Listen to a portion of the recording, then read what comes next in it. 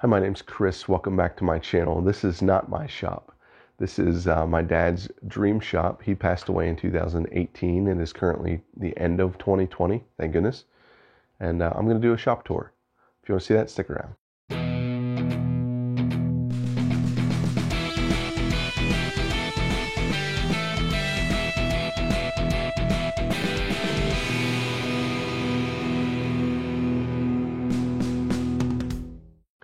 Okay, so this is going to be a shop tour video, so it'll be probably a little bit longer in length. I don't know how long it's going to be yet, because I'm getting ready to record it. I'm just going to walk through, kind of take a trip down memory lane, look at a few things in detail that I've never hit before. And of course, this will probably be the last shop tour I'll ever shoot in this shop. Once upon a time, I would like to kind of show you what my dad had done as he was establishing his dream shop, and kind of in yearly snapshots. But obviously, what's done is done. And, the way he left it is the way he left it, including the unfinished projects. So, a lot to think about there for me personally. Some of it might be redundant if you've watched the other videos on this shop in the past, but that's what this is going to be. And without further ado, let's get started. All right, so I've got the old coffee topped off here and Penn State cup representing. So the first thing I'm going to do is just kind of pan over the back wall of the shop. It's a full-length workbench. That is a concrete workbench top. He did that as a test for his counters in the house. I'm going to just kind of show you the rest of the shop here. So we're standing at the back of the shop. At the front, it's a mess. I apologize for that, but should still be able to see everything. And one other warning up front. This shop hasn't really been used a ton in the past 2 years. My mom is not a woodworker. She has a dog now that my dad is gone, and that's just how life goes. But apologize for any distractions like grandkid balls here. But anyhow, the shop is 52 feet deep, and I want to say about 23 feet wide. I forget the exact dimensions on the width. So obviously got a hand tool workbench area back here, drill press, 5x5 assembly table, got some lumber storage here. He's got more stored up above. Some more lumber storage over here, bandsaw, 19-inch bandsaw, 15-inch planer, sanding area, mortising area. Then up front you have a shaper. He did a lot of paneling, a lot of trim and millwork.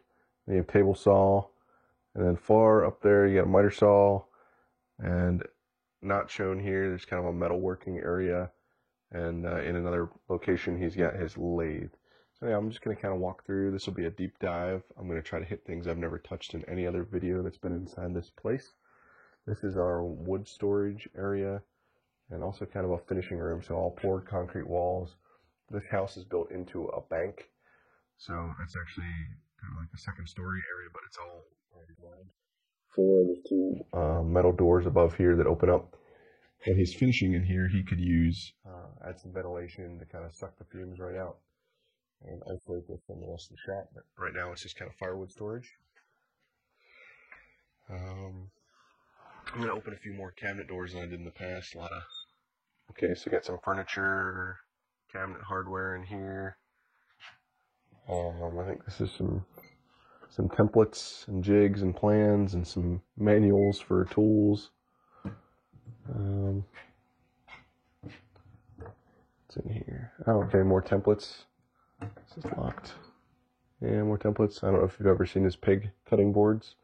Template for napkin holder routing. This is something that he made for 2 of my boys. Pretty cool gift idea if you're looking for a project. See, tool wall, all on white backer board, mostly hung up with brad nails. See if we can zoom in there. So nothing fancy as far as the tool holders, just getting it done. Let's see, I'm going to go. Sorry if this is an unstable video. I'm trying to kind of steady cam mount this. I don't know what's in this cabinet here. Oh, just a bunch of hardware. Drawer glides, storage jars. Some Lexan, plexiglass, drawer glides. This is something he did with a lot of his hardware storage. So he's got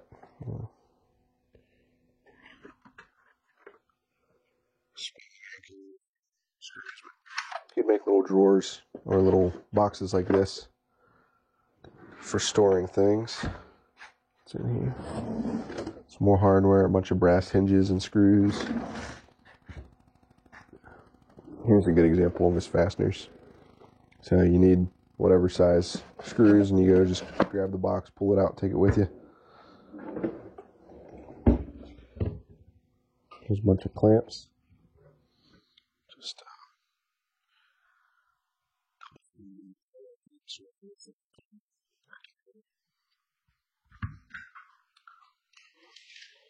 Dremel or cut-off tool, oscillating cut-off tool.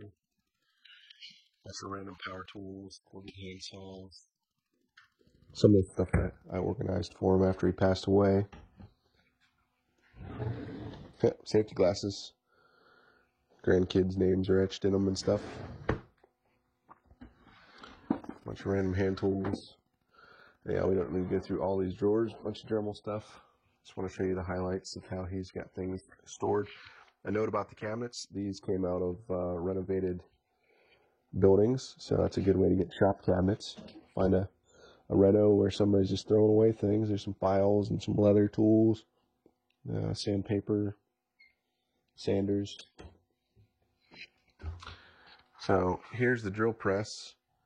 I want to show you something here. This was a little jig built for his shop class. This would actually screw onto the column of the drill press, and it was a little drill bit index. That's a pretty cool idea.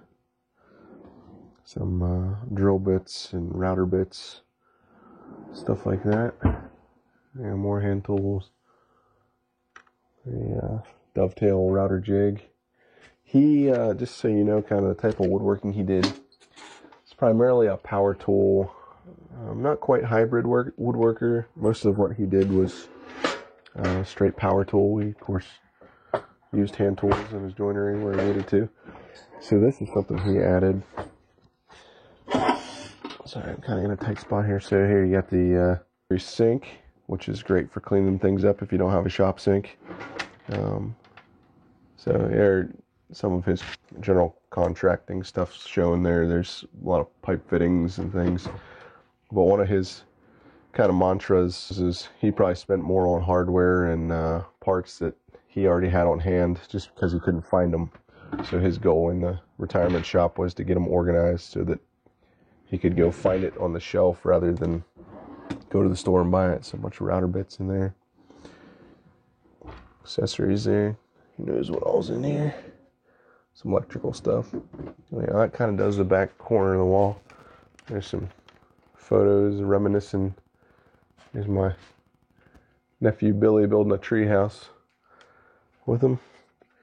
This box, you're going to find out more about this box later, but I found it in my brother-in-law's attic. It says Strodes Mills Middle. He taught at, I don't know how many schools he taught at, maybe 3.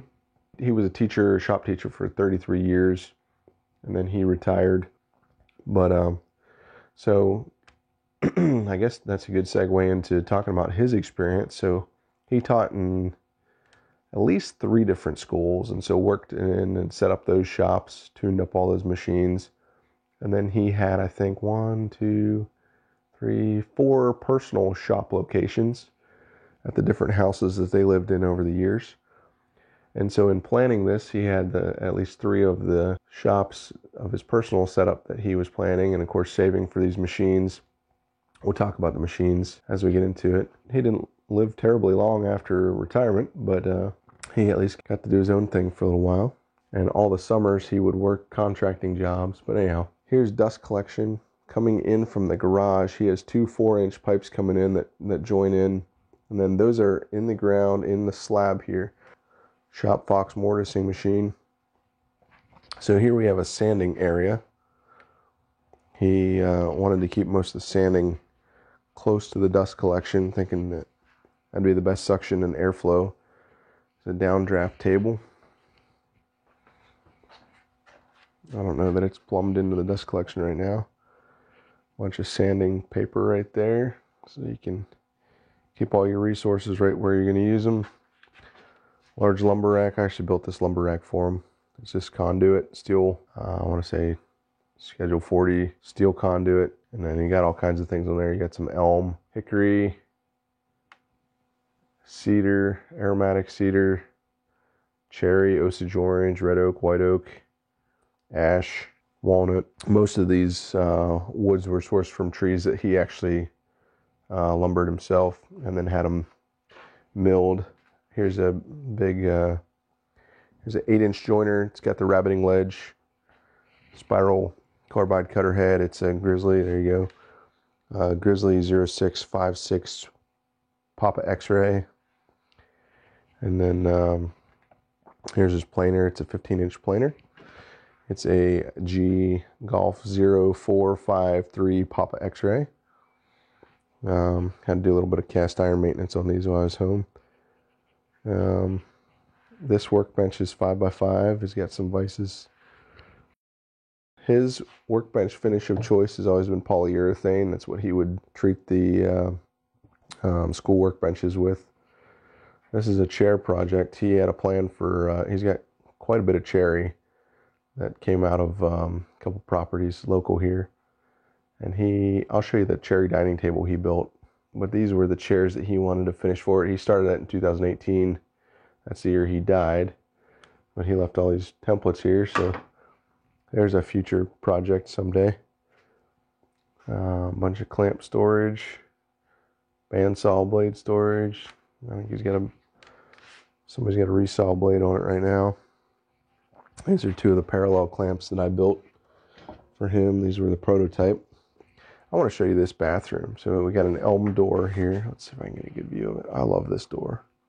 I just think it looks cool. Elm's an awesome looking wood. And this is all aromatic cedar here. And then this cedar came from this tree.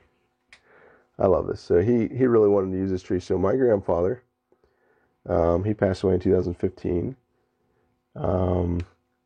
Either planted this tree or helped plant this tree, or his parents planted this tree. But anyhow, I guess there's a memory of him and his brother running circles around and jumping over this little sapling right after it was planted. And so this tree, and that was I suppose my great grandparents' property. And then he ended up coming back and building a log cabin on that property. So there's a lot of sentimental value in this lumber. So he used every bit of it, and there's a lot of bark inclusion and stuff here.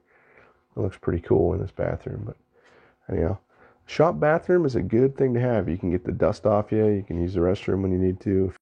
You don't track dust in the house to use the restroom. So if you have the ability, a shop bathroom is a good thing. So my mom got a dog after my dad passed away. So the shop is a little bit underutilized. I think some family members come in from time to time.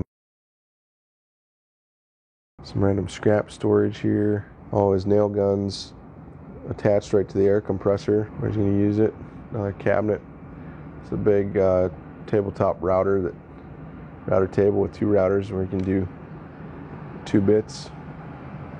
Sorry, that air handler's running. Here's a shaper. Like I said, he did a lot of paneling. Here you can see some jigs or setup gauges he set for raised panel doors and things.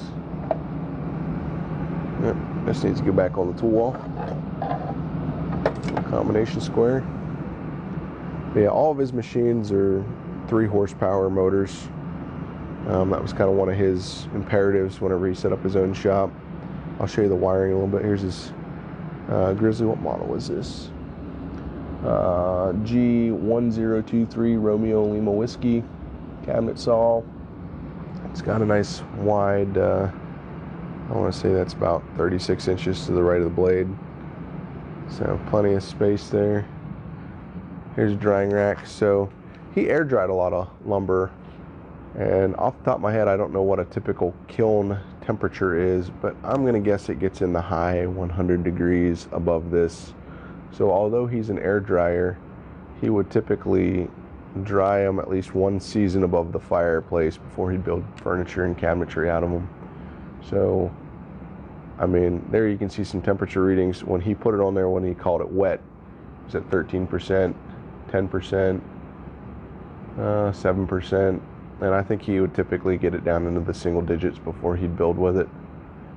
And so I don't know if that, kills all the insects and things that are capable of living in wood for years, but it certainly isn't a a good environment for bugs and moisture. It is very dry in here with the wood stove. Another little offcut cart right next to the miter saw. So you can see he built a big shroud around his. Has a 4-inch dust collection line coming in. And then he chose to do 2 supports, one on either side at about 24 inches on either side of the blade. So he was basically either on the table or cutting something long. I want to show you his wiring because I think this is great. So here's the main panel for the house. He did all the wiring, of course. And then here's a sub panel for the shop. And then the cool thing about it being a shop on finished space is he could surface run all that. And so there's one of the trade-offs. So he buried, here you can see the dust collection coming out of the floor. So if you're on a slab, well, if you have the ability to embed something in a slab, it's kind of cool. But if you're on like a shed and you can run your dust collection under the floor, it is a benefit. Now, one thing that he did not do, though, is you can see that power was still run either overhead or off of a wall. So you still got some cords and things to work around. And then back here at the planer joiner, you can see these 2 pieces of conduit coming down. And so you still have that to contend with. So if you're going to do dust collection on the floor, I don't know, maybe consider doing some electrical in the floor too. Might be an option. But those are just some things that he thought about and wanted to do, and he tried it with this. Okay, so let's go ahead and take a look at this area here. So you got a little bit of metalwork stuff. You got a grinder, 2 grinders there, sharpening, 120 RPM grinder, and then a small, one of our old bandsaws there, 14-inch bandsaw with a metal blade on it. And I think he's got a metal brake back there. Just some random blades for that saw. Power feeder with the shaper, of course, because when you're running 16-foot material through, you need to keep that, you got to guide that workpiece. And then another 5x5 workbench here. And it's kind of overtaken by some gardening things, but that's okay. And then here's a little technique. So he's got some of these little prefabbed carts here with saw blade and accessory storage and shaper storage. Feather board there. So there's some TTP, or there's some techniques that might work for you. Here's an old, this is a joiner I grew up using, a little 4-inch Rockwell. It is belt driven, so the motor's mounted in the bottom of the housing there, so there's no way to make this a bench top. But man, check out the cast iron table on this thing, just for a small jointer, well-built machine. Here's a crosscut sled for kids to use in school. It's got, complete top guard on it, dust collection, and instructions engraved right into it. So that's kind of cool. And then this is kind of an assembly staging area, now dog area. Here's an old-time roller stand. I think one of my, I'm trying to remember who built that for him. It was a gift. It might have been my great-grandfather, Shirk, but it might have also been my great-uncle, who was a cabinet maker. And I got this from one year for Christmas. Something I want to show you. So I'm going to show you his signs. So no idea why he chose to do this, but not something I want to shy away from. So his there's one of his mantras there, and talk is cheap, just do it. There's an old ruler for teaching measurement in school. It's a 7-foot, 6-inch ruler. There you go. But yeah, I want to share this with you. So this is a cross section of an oak tree, a red oak tree that he cut, and there you can just read the sign for yourself. We got about 600 board feet out of this. I'll show you some pans of the cabinets that he built out of that. And then he has this white pine stump. All of the house, the living side, is paneled with white pine. I think he did tongue and groove joinery on that, but all cut and lumbered by himself that he had milled. And man, it just looks great. I just thought that was cool that he saved a cross section of those trees. And I think that started out as examples in his shop. There you can see some major checks, and then he of course brought them in here when he retired. So I thought that was pretty cool. Here's some more things, just some prayers and things. So he battled cancer for 12, oh man, was it 12 years? I think 12 years before he passed. So he's just got some words of encouragement there that he reads. This is one of my favorite ones over here. So right above his clock, or not above his clock, but by his clock, there's Psalm 31:15. My times are in your hands. So just knowing that even if, today's the only day you got, what are you going to do with it?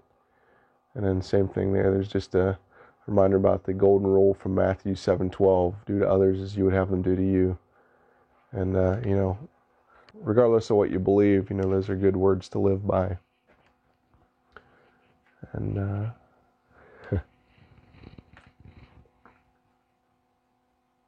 there's just some poems and verses.